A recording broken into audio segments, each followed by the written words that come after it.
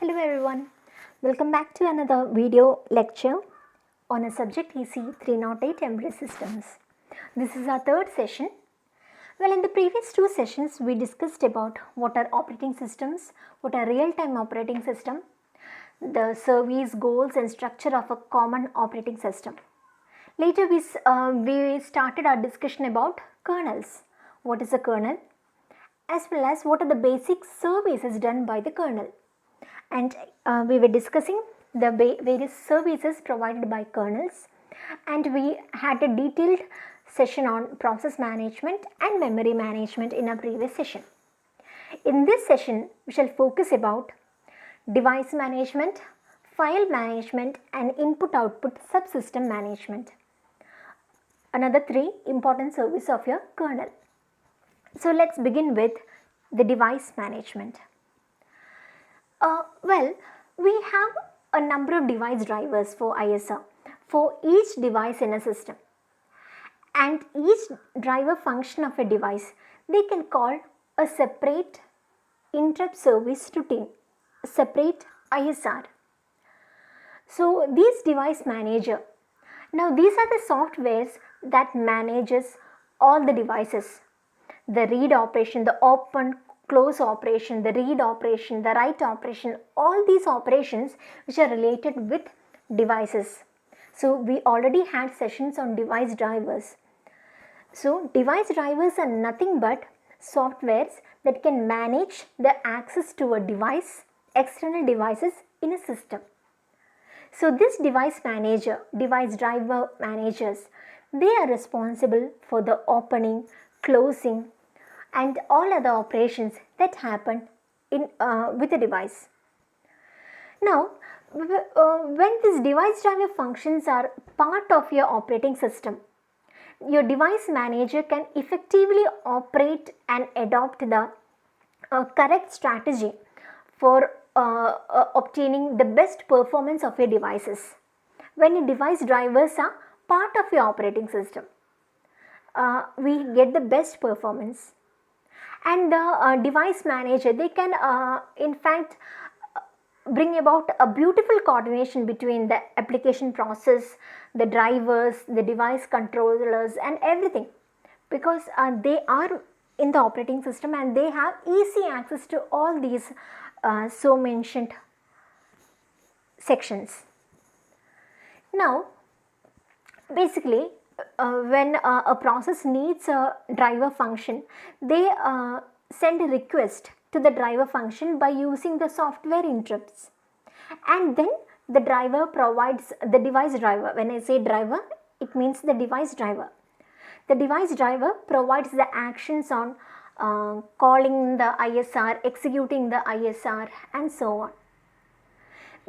See, if suppose your device gets a number of requests, say they have multiple requests, then this device manager will poll the request at the devices, and the access to these devices or these requests happens based on the priorities. Which request, suppose you have three requests, so I'll see which request is of highest priority, and the highest priority request may be serviced first.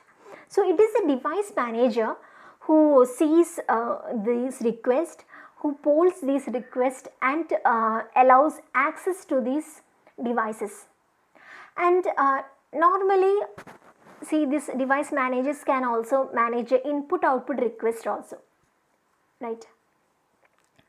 Now this device managers, they can create proper application peripheral interface APIs which can be used to control these actions of your devices. In fact we have seen these APIs, we are familiar with these device drivers. The only thing is that we don't know these are device drivers. Now the device controller is activated through our API and your kernel interface, and your operating system device manager, they will provide and execute the units of managing the devices and their driver interrupt service routines. So if you recollect, in the case of process management, we had a process manager who was responsible for creating the process and allocating resources to the process. For memory management section, you had the memory manager who shared the memory, who restricted memories, who made a proper allocation and deallocation of memory. In the same manner, in the case of device management, it is a device driver manager or device manager who ensures that which device is connected to which process, which all requests are accessed, all these steps. These are controlled by the device manager under device management. And see, the device drivers can also manage the virtual devices too. As I have said earlier, I have mentioned earlier. See, we have physical devices as well as virtual devices. When you say virtual devices, it means your pipes and sockets which we use for synchronization. So, these device manager can also control the access to these virtual devices also.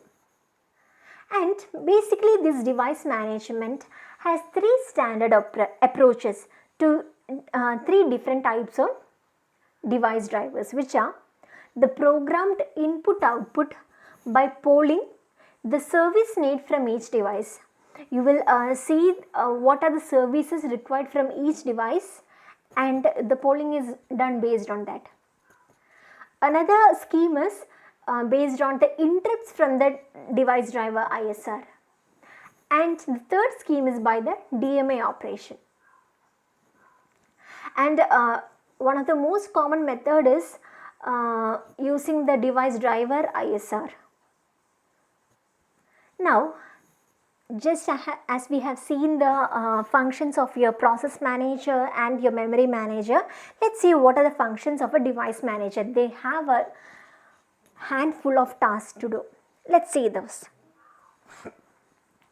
1. Device detection and addition. It's very clear.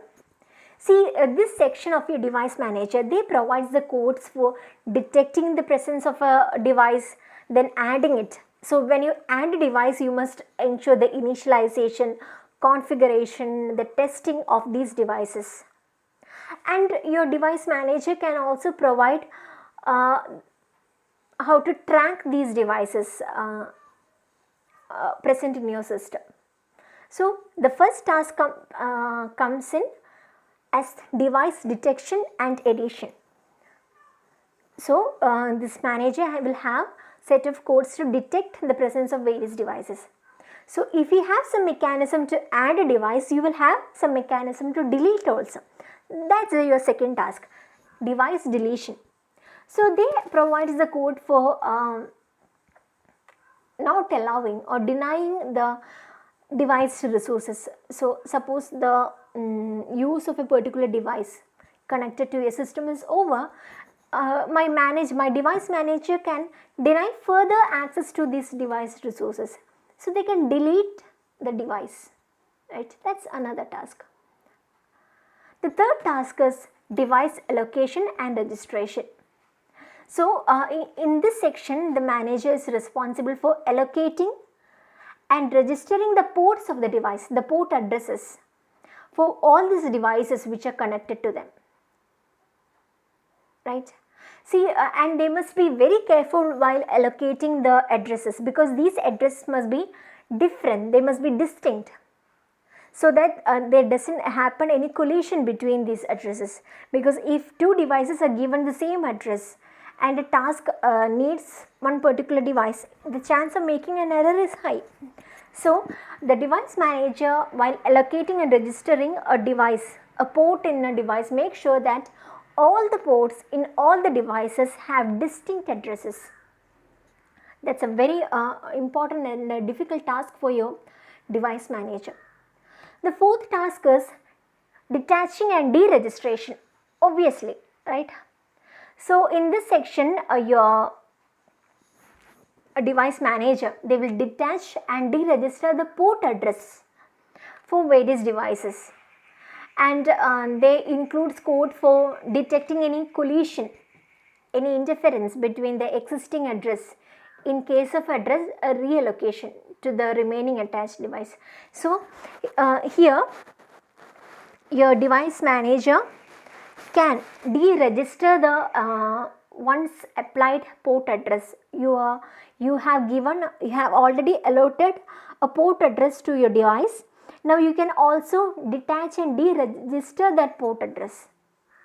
And when you are reallocating this memory to other attached devices, you must make sure that there is no other collision happening, right? Another task is restricting device to a specific process.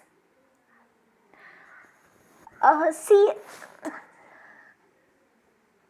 here, the device manager, they will restrict the device access to maybe to one process or task only at an instant. At an instant, the device can be involved only in one process. That's it. So that restriction can also be given. See, these all depends upon whatever application or your operating system is building on. So based on that, the device manager can also restrict the device access to one single process. And another important function is device sharing. Here your process manager is kind-hearted. They can permit sharing the access of a device to a number of processes, not just one process, to a number of processes, right? And another section is your device control. So in the case of device control, the manager, your device manager can provide control of your remote, your devices from a remote server, just like your mobile devices. Your SIM cards are controlled by your service provider, something like that. So here in device control, your manager can provide a remote control of your device from some other server, right? And another important function is device access management. So how can you access your device? Is it through serial communication? Is it through parallel communication? Is it a random access? Is it a sequential access? A semi-random access? Whatever. How are you going to access your device? That's it. So that kind of allocation is also done by your device manager. See, your device manager has a lot of tasks to do. Yet another task is the device buffer management. So here, see, your device hardware, they may have a single byte buffer, and this device buffer manager, they uses a memory manager. They uses a memory manager to act as a buffer between the input-output data stream. That's it. So this may be to create some kind of a delay in your system whenever it is necessary, right? So yet another task is the device queue, circular queue, or blocks of queue management. So here, see, your devices, suppose when you have multiple devices, these devices can be organized in queues, which may be circular queues or blocks of queues, and data can be accessed or streamed from these queues of devices. So whatever may be the kind of queue, right? And another very important task is managing the device drivers. When it comes to managing the device drivers, see, it's a very important task, because it is through the device drivers we can access, we have the software codes to control your device. So the device drivers provides the software to interface with the device hardware. It may be through buses or other APIs or something like that. And the software commands for read, write operations are done through these interrupt service routines for each particular device drivers. So their creation, their connection, binding, opening, closing to the devices, everything is controlled by the device manager, and these are supervised by your device manager. And then the device manager also ensures that the device drivers update and upload new device functions too. So the manager is also responsible for providing the updated versions of a driver software, maybe from the internet or maybe from uploading new device functions. So whatever be the source, the device driver must be properly updated too. So just in the case we can see in our systems or in our mobile phones, there is scope for continuous updation that must be ensured, right? That's another task of a device driver. And final task is the backup and restoration. So our device managers are also responsible for the restoration or backup for our device drivers also. So these are some very important tasks of a device manager. See, you have a number of tasks to remember, but you can see that all these are interrelated, right? For the device manager to function, there must be some devices, right? So first they must detect or add devices. If you have addition, you have a complementary operation, that is deletion. That's done. Then the third task comes about allotting and registering these devices. If you have registration, you will have deregistration. You get your 4 points here. Then you can restrict your device to a single process at an instant.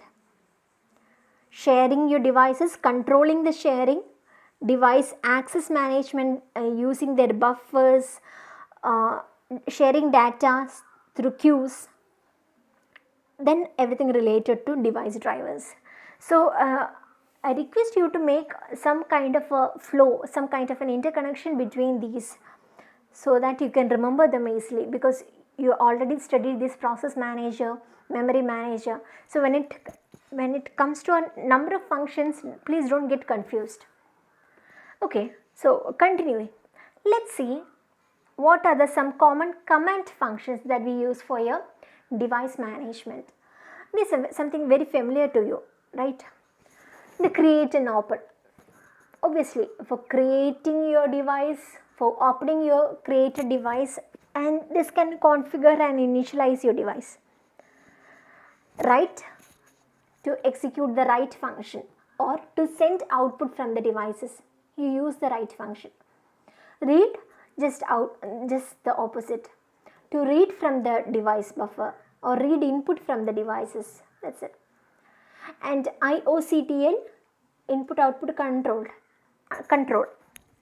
So we have specified device configured for specific functions and specific parameters. All these are controlled by the input output control. And finally, the opposite of your first function, the close and delete. So here we are deregistering your device from the system, and once you have closed your device, you will delete that device and you will completely detach that device from your system. So these are the various device management commands. So here you have seen what do you mean by device management. We have refreshed the idea about device drivers, what are the various functions of a device manager, the commands for device management are now. That was one important service of your kernel. Please go through these. I know all these may sound similar, yet they are unique. So please go through these sections.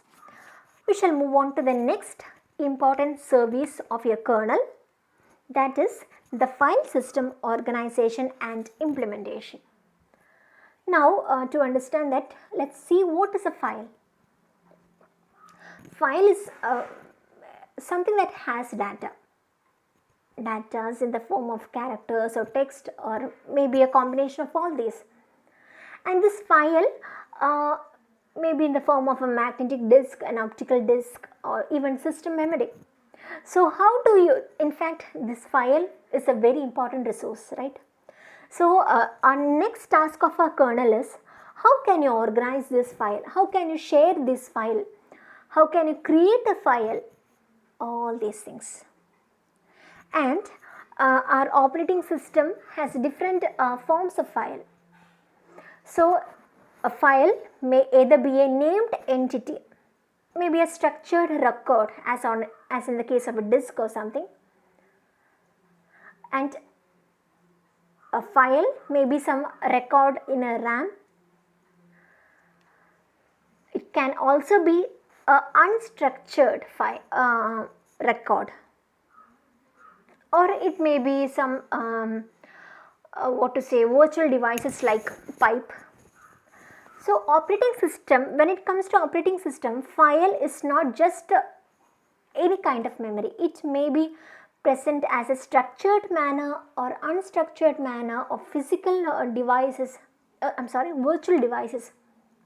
Anything can come under the category of files. Now, what are the common command functions that we use to access files? What may be? Open a file, write to file, read from the file, list seek or file pointer, setting the file pointer and closing the files. So these are the common command functions we use to access your file systems. Now let's see what are the types of file systems. We have basically two types of file system, the block file system and the byte stream file system. See, in the block file system, its application generates records that can be saved into your memory, block by block. Now these are first structured into a suitable format and then converted to our block form of memory. And it is with the help of a file pointer, we will point to the start and end of your block. So this simply but you are storing your files into blocks of memory. How can you store it? So first you will structure your file into some basic standard format, and that standard format is then transferred or converted to block streams of memory.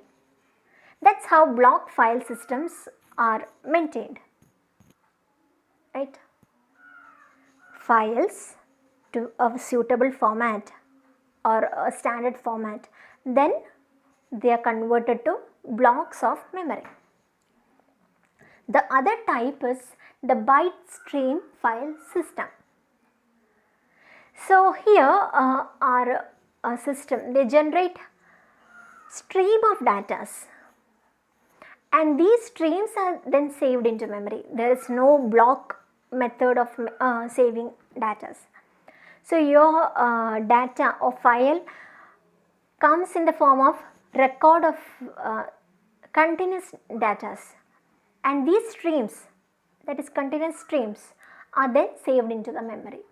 That is the byte stream type of file system. So we have the block form and the continuous or the stream form of file system, right? So what are the things that we saw right now? We have seen what do you mean by file system organization, what are the different types of file systems, various commands that we use for them. Yes. And just in the case of a PCB, we have the process describer, right? Similarly, the files also have file descriptor, which contains the identity, which means that the name by which the file is identified, the name given to your file. Then you have the creator, which has the process or the program which has created the file. It's called the creator of the file. The third component of the file descriptor is state, whether the file is opened, whether it is closed, whether it is executing, whether it is saved for later file, what is the state of the file. The file descriptor also has the logs and protection field. So this is to ensure that the access to the file is controlled. So we have different commands to signify whether the file is opened with permission or opened with read-only permission. Sometimes when you open files in your system, you can see that read-only permission. So in this lock and permission field, we can see whether the file has read-write permission or read-only permission or write-only permission. What is the kind of permission that is allowed to access the file, right? Other than that, you have the file info. In the file info, you have, it's something like the properties of your file we use in your system. You have the length of that file, when the file has been created, when the file was last modified, when it was last accessed. Similar to the files we have in your system, the file info, the properties of the file. Another component of a file descriptor is the sharing permission. To whom can you share your file? Is the sharing for execution, or is the sharing for reading, or just for writing? Similar to your protection field, right? Whether it is for reading, for writing, or for executing. The kind of permission that is associated with the file. That's it. Another descriptor element is count. So count, it definitely is a number specifying the directories or other functions which refer to a particular file. It specifies the number of directories which refer to a particular file, that is signified by count. And finally, we have the storing media details. So in fact, it gives the details of the blocks that are transferred per access of our system. These are the things. So our file system organization and implementation, they deals with what kind of files we are accessing, what are the commands we are using for our file system, the types of file system, and the file descriptor. So see, these are pure theory sections. I want you to go through these the session as well as the notes which will be distributed to have a better understanding. Fine. And the last and very important service of a kernel is the input-output subsystem, right? So this input-output subsystems is a very important with respect to an operating system. So here the device drivers, they need these input-output subsystems to communicate between your devices, and their instruction, these input-output instructions differs with different hardware platforms as well as with different types of operating systems. So you do not have a unique structure for this input-output. Only the thing is that we have two types of input-output operation, which is general. That is, you are familiar with that. The synchronous input-output operation as well as the asynchronous input-output operation.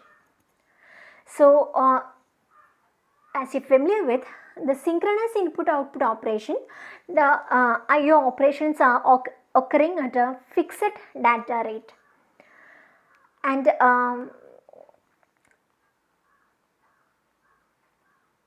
we have the task which can complete the I/O operations in a specified time. So here the operation is all fixed within time intervals.